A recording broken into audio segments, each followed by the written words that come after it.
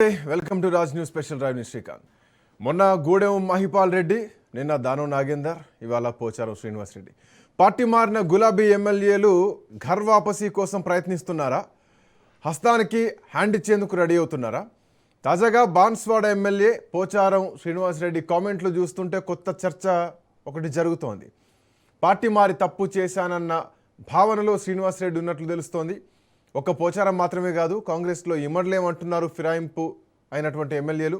ఘర్ వాపసీకి ప్రయత్నాలు చేస్తున్నారా? బీఆర్ఎస్ అధినేత కేసీఆర్ గ్రీన్ సిగ్నల్ కోసం వీళ్ళంతా ఎదురు చూస్తున్నారా? ఆ ఇంటి మీద వాళ్ళ కాకి ఈ ఇంటి మీద వాలడానికి వీల్లేదు అని గతంలో ఎన్నికల ప్రచారంలో రేవంత్ రెడ్డి మాట్లాడితే ఆ మాటను తలకిందులు చేస్తూ అదే కాంగ్రెస్ పార్టీ ఫిరాయింపులను ప్రోత్సహించిందని చెప్పడంలో ఎట్లాంటి సందేహం లేదు.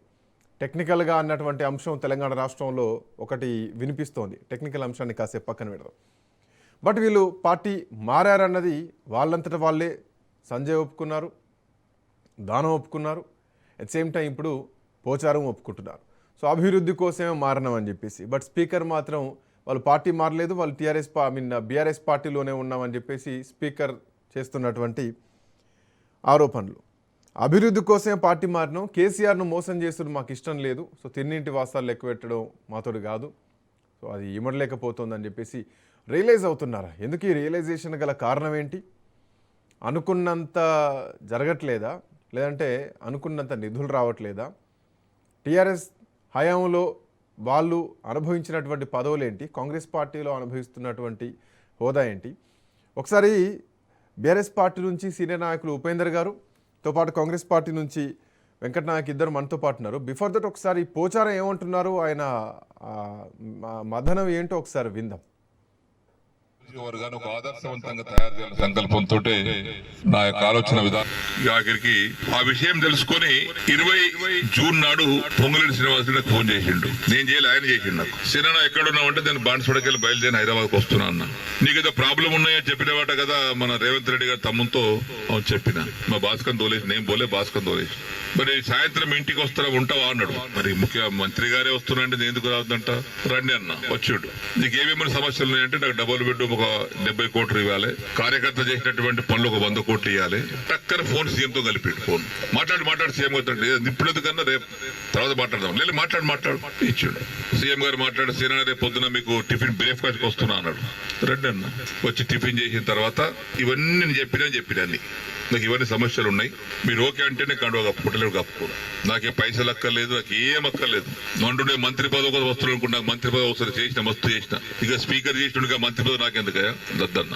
అన్ని హామీస్తున్నా, 6 మాసాల్లో కూడా పూర్తి చేస్తా అన్నాడు. సరే కండువా కప్పుకున్నా. ఆ కండువా కూడా జాతీయ కండువా కప్పుకున్నా. ఎమ్మెల్యే మీటింగ్ పెడితే అందరం పోయినాం. మీటింగ్ అయినాక విడివిడిగా మాట్లాడి పోయినాం. పొంగులేటి శ్రీనివాస్ రెడ్డి కూర్చున్నాడు, బట్టివి కూర్చున్నాడు ఆయన పొలిటికల్ ఆ ఛాంబర్లో. నేను పోయి శ్రీనివాస్ రెడ్డి రేవంత్ రెడ్డి గారు లేచాడు, కూర్చోసేనని అన్నాడు. ఒకటి అడిగితే సమాధానం చెప్పినా కూర్చుంటా అన్న. ఏందన్నాడు, నేను నీకు 21 జూన్ నాడు నాకు కండువా కప్పిన రోజు నాకేమైనా పైసలు ఇచ్చినావా, నన్ను ఏమైనా కొన్నావా, కట్లట్టు కొన్నావా చెప్పు, నాకేమైనా ఇద్దరు ఉన్నారు, నన్ను ఏమన్నా నా ఎమ్మెల్యేషిప్ కొన్నావా, నన్ను కొన్నావా చెప్పు, నేను అమ్ముడు పోయినా నీకని చెప్పిన. లేదు, పోలేదు, ఇయ్యలేదు. మరి దేనికోసం వచ్చినా, ఈ సమస్యల కోసం వచ్చిన. ఏమైనా అయిందా, ఏం కాలేదా? ఏమైంది, 100 కోట్లు ఎస్డిఎఫ్ ఉంటే 30 కోట్లు ఇచ్చారు. తర్వాత బంద్. అన్నం పెట్టుడు పరిస్థితి కష్టం కదా. అయితే రాజకీయ పరిణామాల వల్ల, కొంతమంది దౌర్భాగ్యులు చేసినటువంటి బాధల వల్ల నేను కొంత నిర్ణయం తీసుకొని మారాల్సి వచ్చింది. సో కొంతమంది దౌర్భాగ్యులు పెట్టినటువంటి బాధ వల్ల నేను నిర్ణయం తీసుకోవాల్సి వచ్చింది, సో నేను కండువా కప్పుకోవాల్సి వచ్చింది, నేను పార్టీలోకి రావాల్సి వచ్చింది అని ఆయన చెప్పకనే చెప్తున్నారు.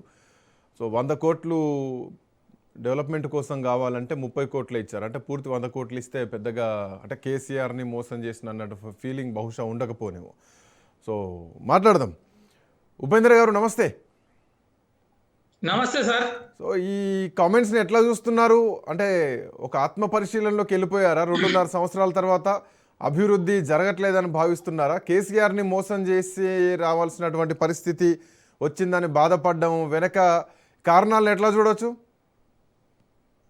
ఇప్పుడు మనము గమనించాల్సినటువంటి అంశం ఏంటంటే, పోచారం శ్రీనివాసరెడ్డి గారు చాలా రాజకీయ అనుభవం కలిగినటువంటి నాయకుడు. అవును, దగ్గర కేసీఆర్ గారికి ఎంత అనుభవం ఉందో వారికి కూడా రాజకీయాలలో, ప్రత్యక్ష రాజకీయాల వాళ్ళంతా సమకాలీకులుగానే నేను భావిస్తా ఉన్నా.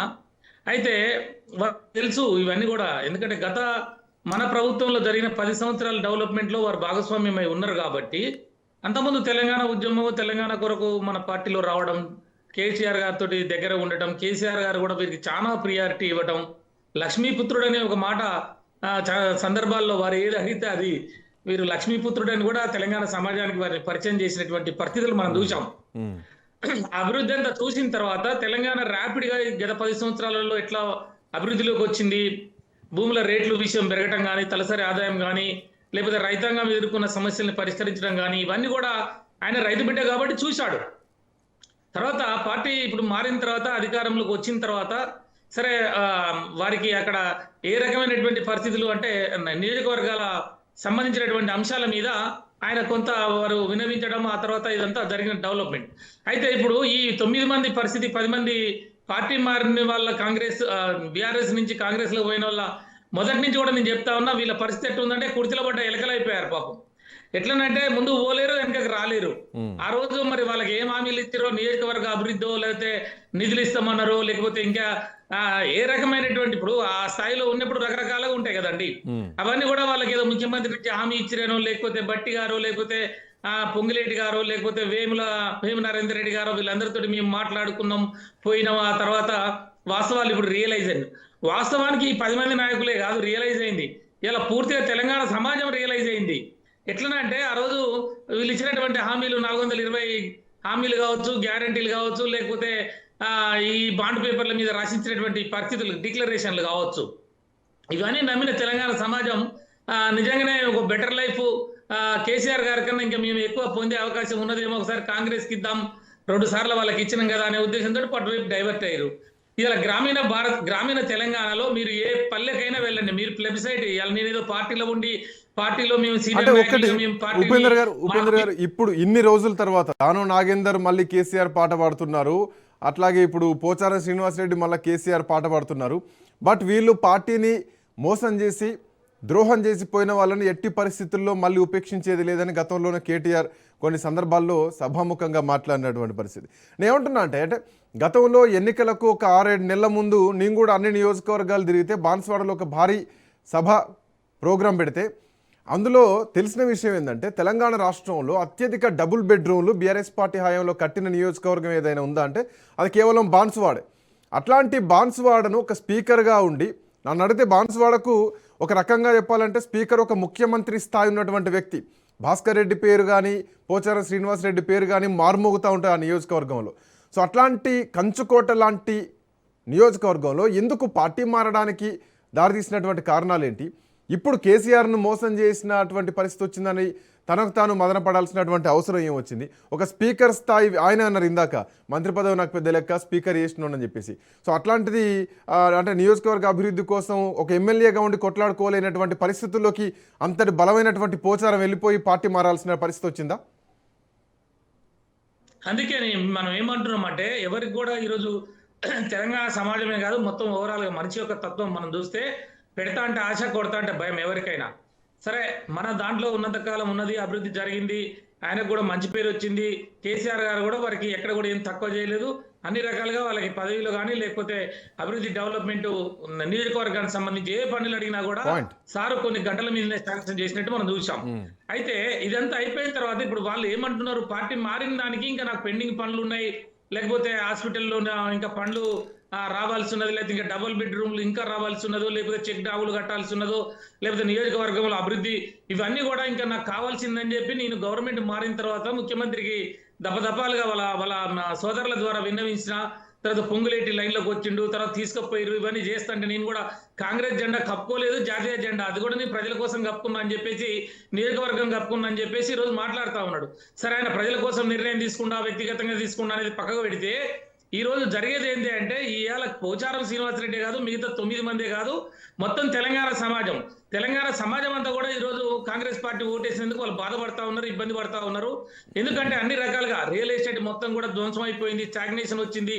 హైదరాబాద్ నగరంలో ఒకప్పుడు అంతర్జాతీయ నగరంలో అభివృద్ధిలో అనేక రకాలుగా ముందుకు పోతున్న హైదరాబాద్ ఈ రోజు రియల్ ఎస్టేట్ మొత్తం కూడా డమాల్ అయిపోయింది, మొత్తం ఎక్కడిదక్కడ ఆగిపోయింది.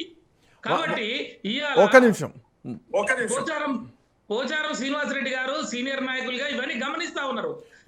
అంటే వీళ్ళంతా కూడా చాలా సీనియర్లు. దానం నాగేందర్ ఏం తక్కువ వ్యక్తి కాదు, పోచారం తక్కువ వ్యక్తి కాదు, కడియం తక్కువ వ్యక్తి కాదు. వీళ్ళంతా మాజీ మంత్రులు, స్పీకర్లు, డిప్యూటీ సీఎంలుగా చేసిన వాళ్ళు. సార్ ఒక మాట నేనేమంటున్నా, వీళ్ళు సామాన్య జనము, లేకపోతే మధ్యతరగతి ప్రజానీకము, లేకపోతే ఎబో మధ్యతరగతి, బిలో మధ్యతరగతి, లేకపోతే ఉద్యోగస్తుల మైండ్ సెట్ మనం ఎంతవరకైనా మన పరిధి లోపలనే ఆలోచించుకుంటారు. వాళ్ళు కుటుంబము, వ్యవహారము, మంచి చెడు, వాళ్ళ ఈ సంవత్సరం బడ్జెట్, మన కుటుంబం ఏ రకంగా అభివృద్ధి, కానీ ఈ రాజకీయ నాయకులకు ఏముంటుంది సార్, నిరంతరము ప్లబిసైట్ ఏంటి, వచ్చే ఎలక్షన్స్ ఏ సంవత్సరంలో ఉన్నది, ఈ సంవత్సరంలో ప్రజల యొక్క ఆలోచన, ఇన్ని వర్గాల ప్రజలు ఏం ఆలోచిస్తున్నారు, రైతాంగం, మహిళలు, అదే విధంగా యువత, ఒక్క నిమిషం వర్గాల సంబంధించిన పెన్షన్